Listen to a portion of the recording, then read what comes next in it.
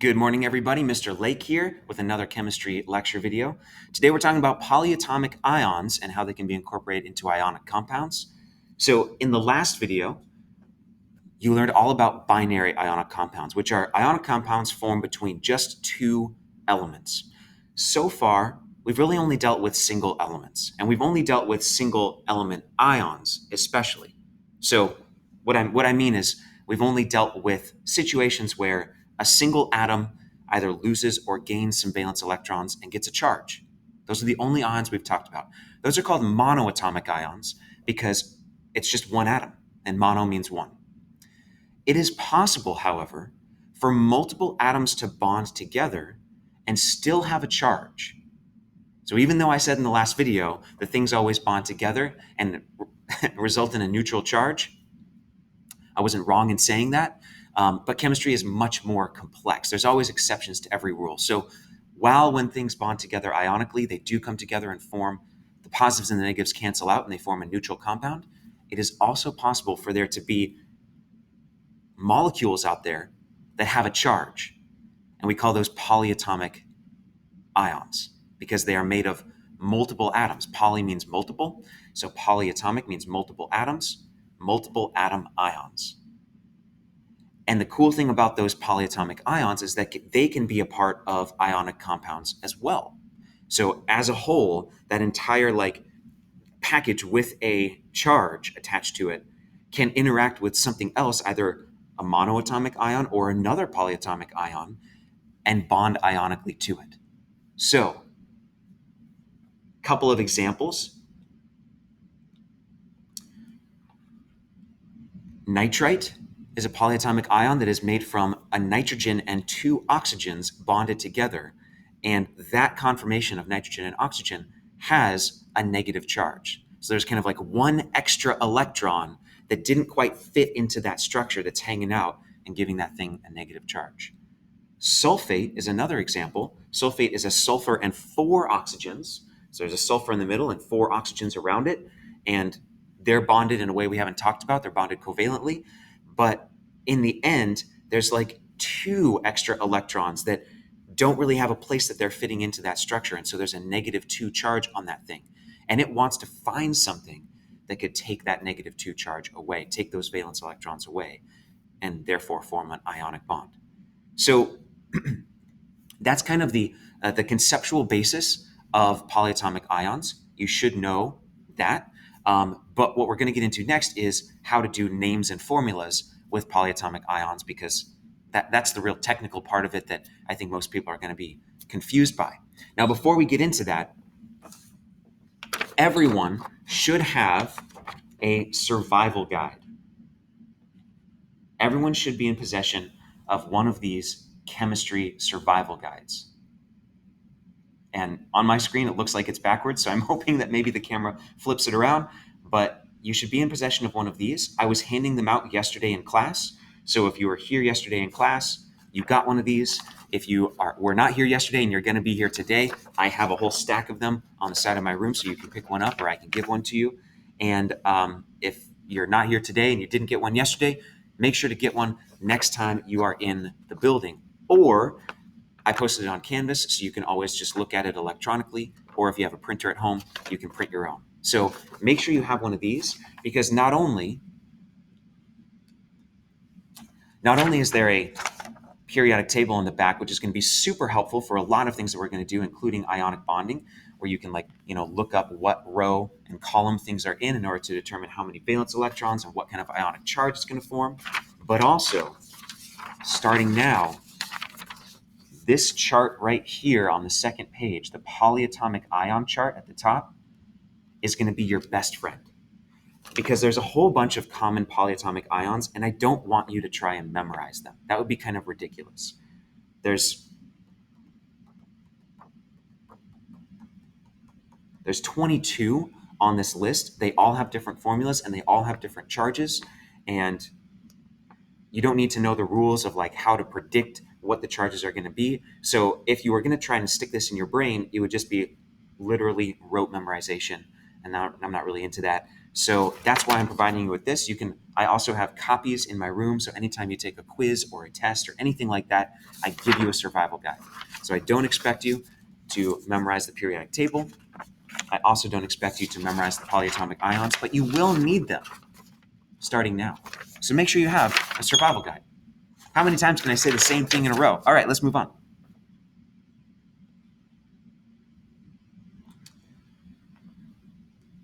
So it can be really confusing especially when you're starting out and you're writing polyatomic ions. It's not going to work if I write on the board. I should just write on the screen. I'm getting used to this new setup here. So for example, if I were to write the polyatomic ion PO4, and maybe that's bonded to like some calcium or something like that, that can get really confusing because especially when you're starting out and you're not used to seeing the polyatomic ions, you might be like, okay, well, where does the polyatomic ion start and where does it end? What's the monoatomic ion? That kind of just looks like 3 monoatomic ions to me. I don't know what's going on. So here's what I recommend. Anytime that you write a polyatomic ion, just write it in parentheses. Always use parentheses around your polyatomic ions. It's not technically required, but it's also not technically wrong to do it. So I just say, always write parentheses around polyatomic ions. Get in that habit, and then it'll be really easy for you to see where they are, what they are, and how many of them there are.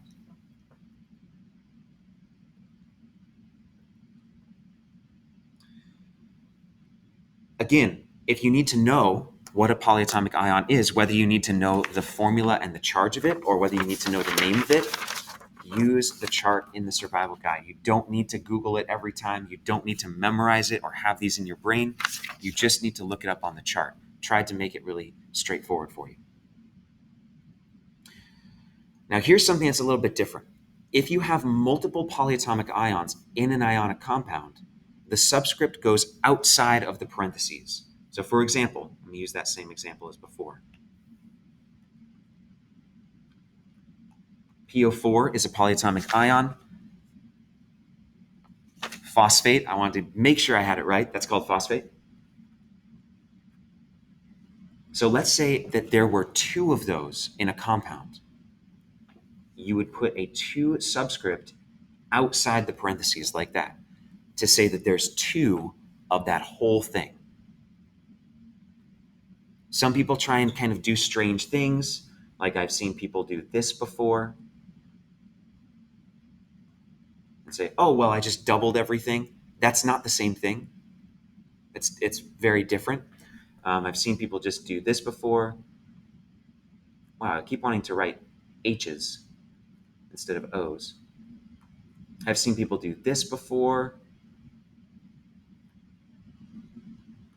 PO4, 2. That looks like there's 42 oxygens bonded to 1 phosphorus, which would be insane. So the only way that you should really be doing this is write the polyatomic ion in parentheses. The polyatomic ion never changes. You're never actually going to change how the polyatomic ion is written. The only thing that you might change is the subscript outside the parentheses to indicate how many are there. And I know that the pieces probably aren't like clicking into place yet. You're probably thinking, well, I don't know when I would use any of these things, but I'm just covering the basics so that we don't form any bad habits going forward. So let's do some practice, all right? And I'm just going to kind of explain how you do this as you go along. The way that you come up with formulas, including polyatomic ions, is exactly the same way that you come up with formulas involving binary ionic compounds or just monoatomic ions. It's just a little bit different, and so it's good to practice so that you're used to working with polyatomic ions. So let me just show you an example. Magnesium sulfite. First of all, magnesium is just an element. So just like we did in the last video, you're going to look it up on the periodic table. Magnesium is in the second column, so it's going to have 2 valence electrons that it wants to get rid of in order to form a positive 2 charge. So magnesium is our cation with a 2+ charge. Sulfite. Anytime that anything ends in ite or ate, that should be a mental trigger to let you know that you're dealing with a polyatomic ion. So when things end in "ide," like if it was sulfide, that's just sulfur. But if it's sulfite or sulfate or something ending in "ite" or "ate, it's polyatomic. So we're going to look and see if that's on this chart. And it is. Sulfite is SO3,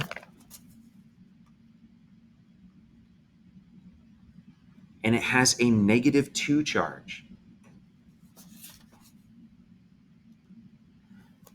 So these are your two ions. You've got the magnesium cation and the sulfite anion. And now we need to figure out how many of each, just like in the last video, how many of each will come together in order to form something that is neutrally charged. Well, they both have 2 charges, so it's pretty easy to see that you just need one of each.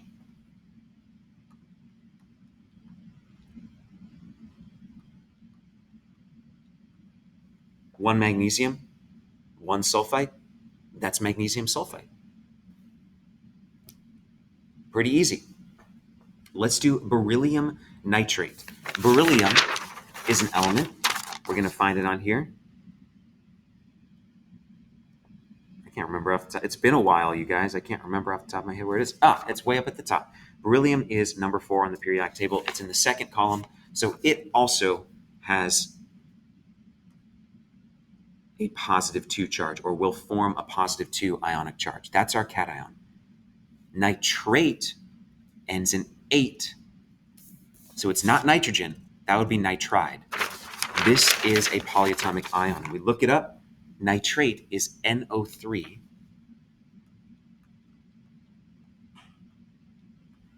With a -1 charge. This is interesting because when we think about how many of the cations and the anions need to come together to form something neutral, it's not just one of each, because we have something with a 2+ charge and something with a 1- charge. So we need 2 of the nitrates so that there can be 2 negative charge to counteract that 2 positive charge. The way we're going to write that is Be NO3 in parentheses followed by a 2 subscript. So that 2 subscript is outside of the parentheses, indicating that there is 2 of that whole thing within the parentheses. I hope that made sense. All of the same techniques apply, right? So if you liked the math technique from yesterday or the visualization technique from yesterday, you can use those. If you like the cross-drop method, you can use that, right? The 2 became the subscript of the anion and the 1 became the subscript of the cation. So formulas should be fairly straightforward. And I have even more good news.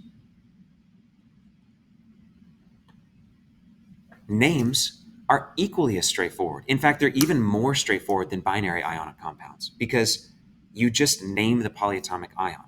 So for example, if you see Na and OH is in parentheses, that's a sign that the OH is a polyatomic ion. So you just need to look that up in the period on your chart in your survival guide.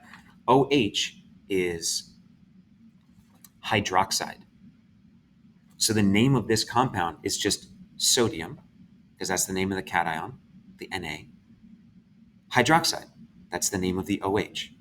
You didn't have to change anything. It's just the name of the cation, the name of the anion. No need to change anything because polyatomic ions already have a name. So you don't need to alter anything about it. So let's do a couple practice problems. I'm going to disappear for a moment, pause the video for a few seconds, do these practice, and when you're done, hit start.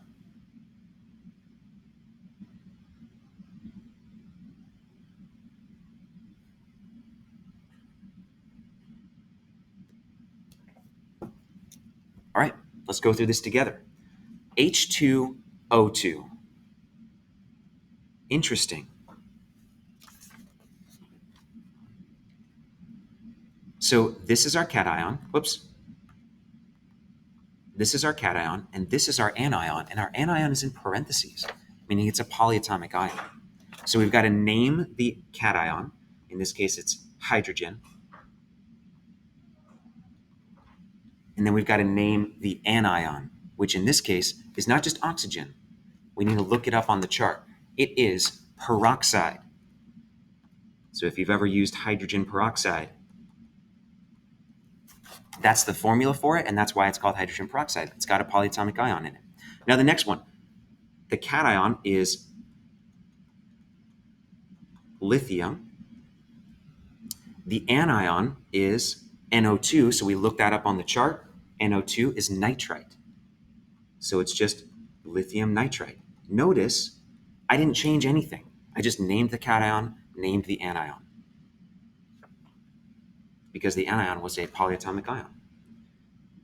Okay, now things will get interesting. There is one positive polyatomic ion in here. You'll notice as you look through the chart, they're all negatively charged, but there is one that is positive, and that's ammonium.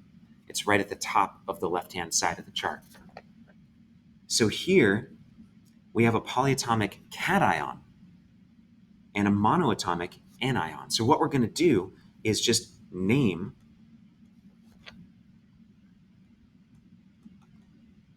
that polyatomic cation, which is ammonium, and then we have to name the anion. Now, since it is monoatomic, we do have to change the name. So instead of chlorine, it's chloride. Right, so those rules about changing the name of the anion apply if the anion is monoatomic. And then the last one, this is fun. We've got a positive polyatomic cation and a polyatomic anion. So we're just going to name them both. This is ammonium.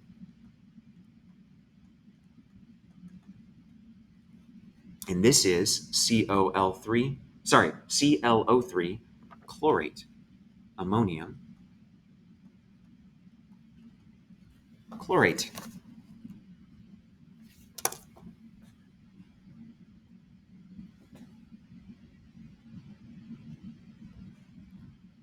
And there you have it. That is what you need to know about polyatomic ions and how to use them in ionic compound names and formulas. So there should be an assignment for you to work on now. Otherwise, take care, and I'll see you in the next video.